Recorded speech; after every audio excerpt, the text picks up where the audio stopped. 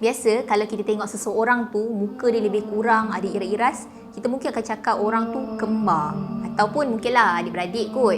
Ada juga yang cakap rupa kita ni ada 7 orang yang lebih kurang macam kita.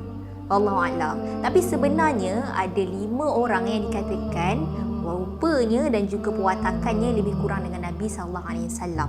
Salah seorangnya adalah sahabat Nabi yang bernama Ja'far bin Abi Talib. Sehingga kan Nabi SAW pernah menyebut kepada Ja'far, dan kau pula Ja'far, rupa engkau dan juga akhlak engkau lebih kurang menyerupai aku. Tapi sebenarnya Ja'far ini siapa? Ja'far bin Abi Talib ini adalah merupakan sepupu Nabi SAW, merangkap adik-beradik kepada Ali bin Abi Talib. Jadi hari ini Iman nak ceritakan sebuah kisah yang berlaku pada awal Islam, awal kemunculan Islam, yang Imam kutip daripada kitab Rijalun Haula Rasul. Pada awal Islam, seperti yang kita tahu, memang umat Islam tak boleh nak mengamalkan Islam itu secara terang-terangan. Memang nak sembunyi, nak kena secara sembunyi-sembunyi. Sebab apa? Ketika itu umat Islam memang ditindas, dibunuh, diseksa dengan sangat dahsyat.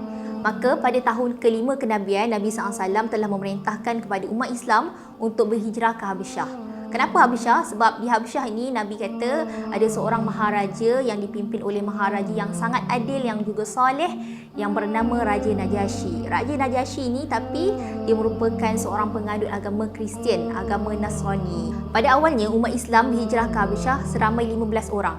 Kemudian kumpulan yang kedua seramai 83 orang berhijrah ke Habasyah.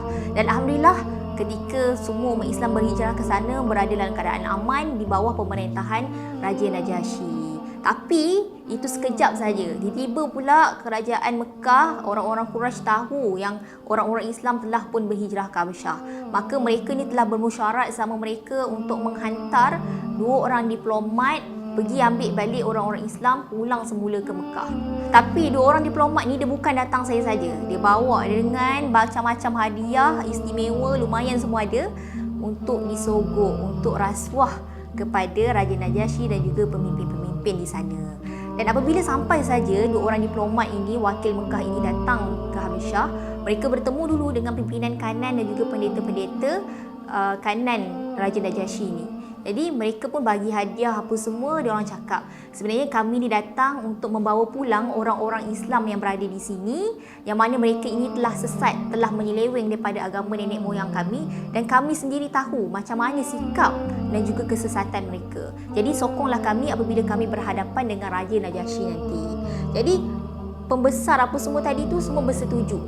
Maka Raja Najasyi dah naik ke atas mahligai singgasananya. Raja Najasyi pun bertanyakan kepada 2 orang wakil diplomat ni apa hajat mereka datang kemari. Dah bagi hadiah semua kan, dah banyak. Jadi mereka pun kata sebenarnya kami datang untuk membawa pulang orang-orang Islam yang berada di negeri tuanku, kerana mereka ini telah pun menyeleweng daripada agama nenek moyang kami. Mereka ni dah sesat. Bahkan mereka tak anuti pun agama tuanku, iaitu agama Nasrani. Tapi Raja Najasyi ni seorang yang adil. Raja Najasyi kata apa? Nanti dulu, panggilkan dulu orang-orang Islam, aku nak dengar sendiri daripada mulut mereka. Maka dipanggillah orang-orang Islam menghadap Raja Najasyi, dan mereka telah bersetuju di kalangan orang Islam untuk melantik Ja'far bin Abi Talib sebagai juru cakap, sebagai orang yang bercakap dengan Raja Najasyi nanti. Kerana apa? Ja'far bin Abi Talib ini merupakan seorang yang petah, bijak berbicara, bijak berkata-kata. Maka Raja Najasyi ini pun dia bertanya kepada Ja'far, sebenarnya apakah agama yang kalian anuti sehingga kan kalian tinggalkan kaum kalian, bahkan kalian tak pandang pun pada agama kami. Maka Ja'far pun menjawab, dia kata kepada Raja Najasyi, wahai Raja yang mulia, kami ni dulu orang-orang yang bodoh. Dulu kami sembah berhala, kami makan bangkai, kami bunuh sesama mereka kami mencuri, kami sakiti jiran kami injak yang lemah. Tapi apabila datangnya seorang Rasul di kalangan kami yang kami kenal dengan gelaran Al-Amin, datang ajak kami ke arah kebaikan, datang kepada kami untuk kami tinggalkan berhala, menyembah kepada Yang Maha Satu, datang kepada kami untuk saling berbuat baik sesama kami, jiran tetangga, membantu orang-orang yang lemah, orang-orang yang susah, dan juga melarang kami daripada berbunuh-bunuhan, melarang kami daripada berbohong. Kerana itu kaum kami memusuhi kami, dan kami datang ke negeri tuanku untuk mendapat perlindungan daripada anaya mereka. Dan sebenarnya kata-kata Ja'far ni telah pun mengharukan Raja Najasyi. Jadi Raja Najasyi ni pun tanya lagi, ada tak sesuatu yang diturunkan kepada Rasulmu? Maka Ja'far kata, ya. Maka Raja Najasyi ni pun tanya, bacakan kepada aku, apakah itu? Ja'far pun dia mengalunkan surah Maryam ayat 16 hingga 19. Apabila Ja'far mengalunkan surah Maryam tersebut, Raja Najasyi ni menangis. Dan dia kata, sesungguhnya itu adalah ajaran Nabi Isa alaihi salam. Dan ajaran kalian juga merupakan ajaran yang datang daripada sumber yang sama, iaitu agama Samawi. Maka Raja Najasyi ni pun dicakap kepada dua orang diplomat yang tadi yang datang ni, untuk pulanglah kalian, aku tidak akan kembalikan mereka ini kepada kalian. Maka selamatlah orang-orang Islam pada ketika itu. Tapi tiba-tiba dua orang diplomat tadi ni, dia datang semula keesokan harinya. Dia cakap kepada Raja Najasyi, dia cakap, wahai paduka, tahukah sebenarnya mereka ini, orang-orang Islam ini telah mengeji dan juga merendah-rendahkan Isa. Jadi Raja Najasyi kata, apakah itu?